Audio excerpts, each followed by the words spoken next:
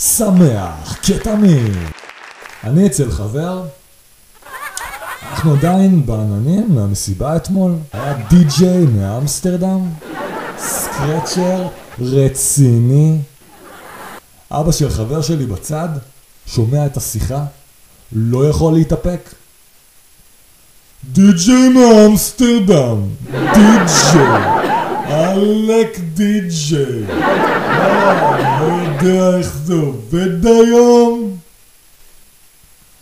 כל זב חותם פותח שני חלונות של יוטיוב, עושה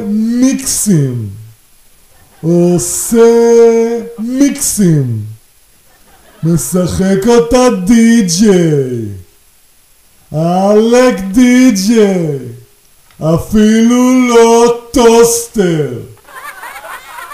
אבא, מה הקשר טוסטר? ואבא שלו, נו, כזה שמערבל. בלנדר, אבא, התכוונת לבלנדר. כן. ואז אבא מתקן את עצמו, אבל מה זה יפה?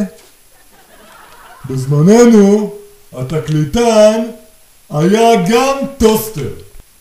הוא ידע לחמם את הקהל. והוא ממשיך. היום אתה לא יכול לחמם את הקהל. היום במועדונים אווירת מחיים. אנשים לא מתקשרים. אנשים עושים טובה שהם מזיזים רבע הגן,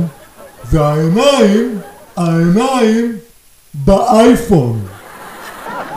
די-ג'יי מאמסטרדם, אלק די-ג'יי, אפילו לא טוסטר.